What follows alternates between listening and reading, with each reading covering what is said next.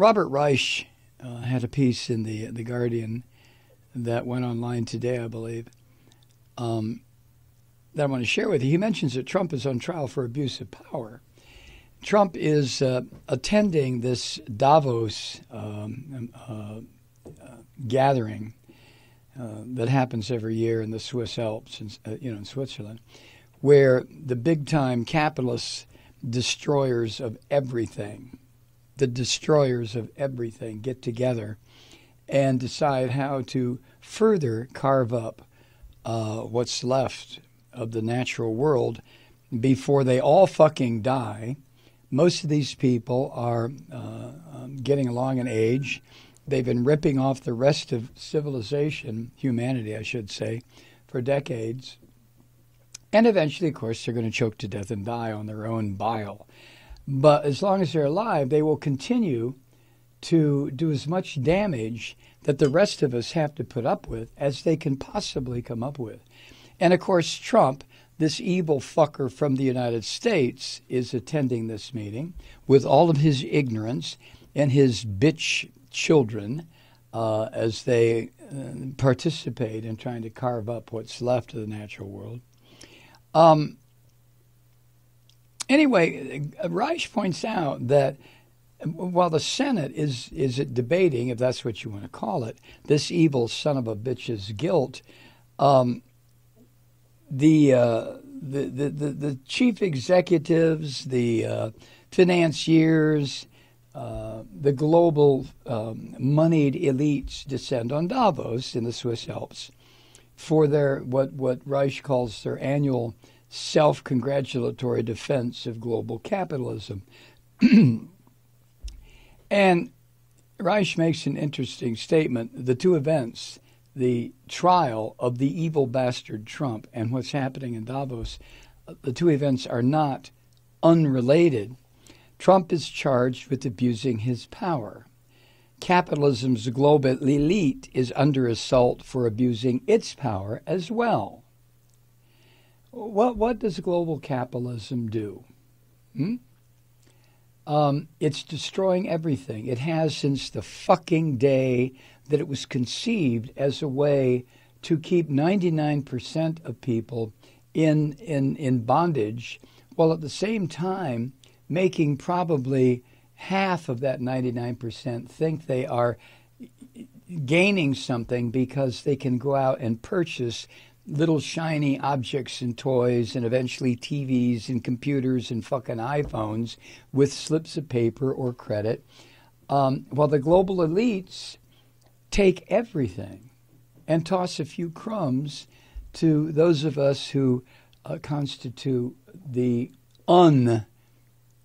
top 10%, those of us in the top, say, 90% down to 10%, those of us in that vast demographic bulge who really think we're making progress because we have an iPhone 30 or whatever the fuck it is. I don't even know anymore. But as Reich points out, global capitalism fuels inequality, fosters corruption, and does nothing about the one thing that's going to destroy these son of a bitches. Of course, it's going to destroy all of us, and that's climate change. Anthropogenic climate disruption. Examples of which are available if you want to look, no matter which hemisphere, north, south, east, west, doesn't make any difference which hemisphere you look in. As Reich points out, CEOs of the largest global corporations are raking in more, quote, money, end quote. I put the word in quotes because truly, what is money any longer?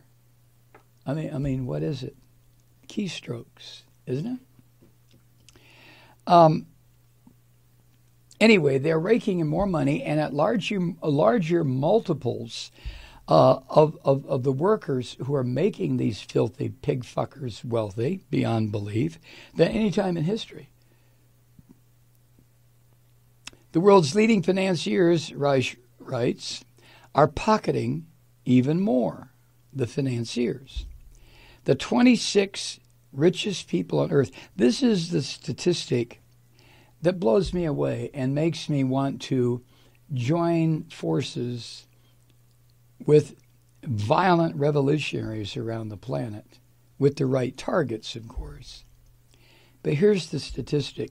The 26 richest people on earth now own as much of the planet's wealth as the 3.8 billion of us who form the poorer half of the world's population. Do you understand that? We are at what, 6.5 billion population on the planet, I believe. I think that's the number. 26 people have as much wealth as nearly 4 billion people who form the lower ranks of the human population of this planet. So to read that the 26 richest people on earth now own as much as 4 billion human beings is another definition, just like Trump is one definition, of evil. You cannot have 26 people owning as much wealth as 4 billion and expect that there's going to be anything even resembling, even remotely resembling, a fair shot at gaining whatever material benefits these 4 billion people want to gain. It's just not going to happen. Rice goes on. Concentrated wealth on this scale invites corruption. Yeah, it also invites utter destruction.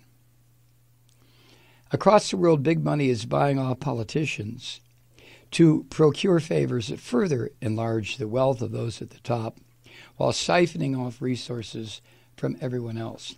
And that is the biggest corrupting aspect of wealth, the accumulation of wealth on this scale.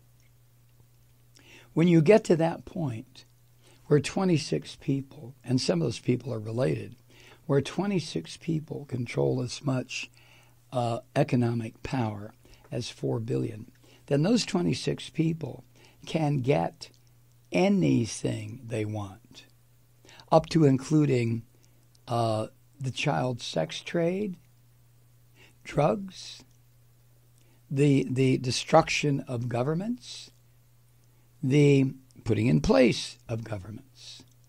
They can get anything. And there is no power on earth that can stop them. Nothing. Nothing, short of their murder.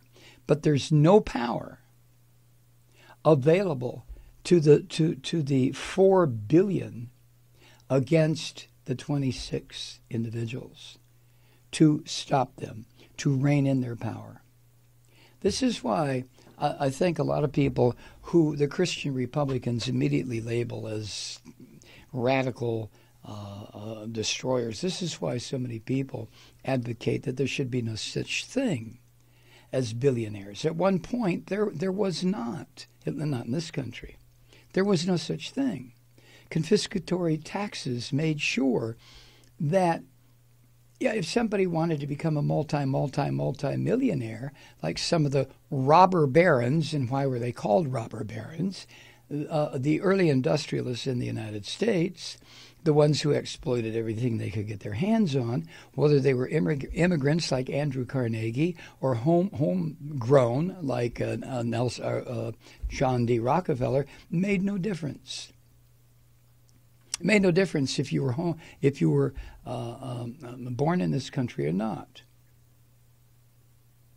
If you were one of these industrialist families, you could do any fucking thing you wanted, and there was nobody to stop you.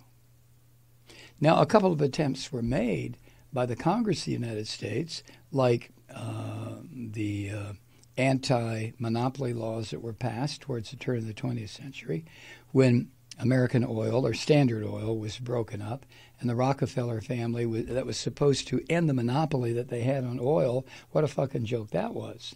But I digress. Concentrated wealth on this scale invites corruption, and it also invites death and destruction on a huge scale. Remember the causes of World War I. It was when the families of Germany and Prussia and the United Kingdom and this one and that one, France, decided, you know what, cousin, you really pissed me off. Well, fuck you, you pissed me off. And the next thing you know, you have 40 million people dying and then another 20 million dying of the Spanish flu that came as a result of World War I.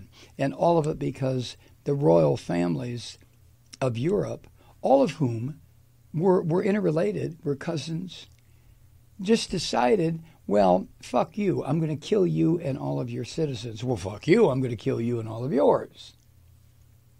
This is what that kind of power brings, that kind of economic power brings.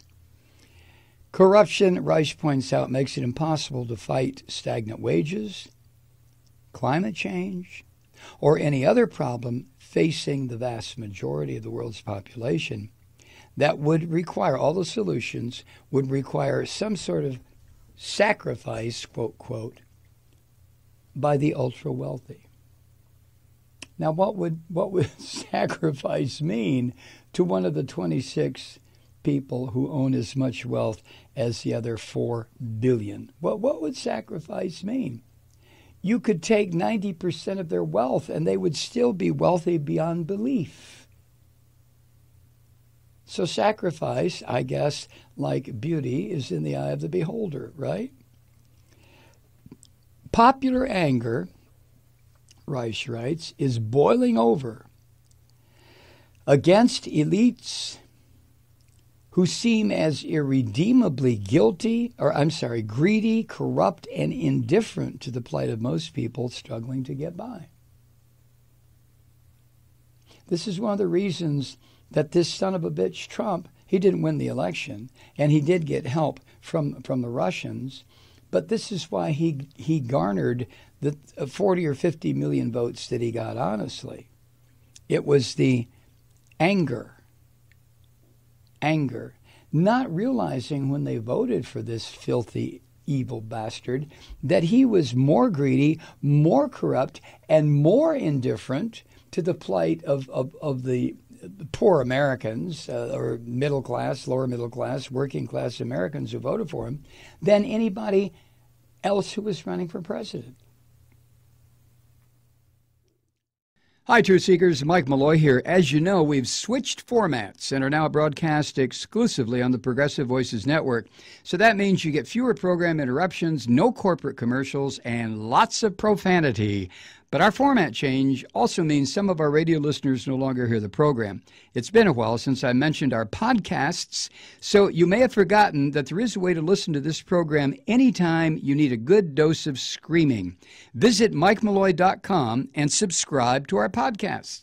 You have your choice. You can listen to the ranting with the audio podcast or listen and watch me lose control with a video podcast subscription. As a podcast subscriber, you can download the program to your mobile device and take me with you wherever you go.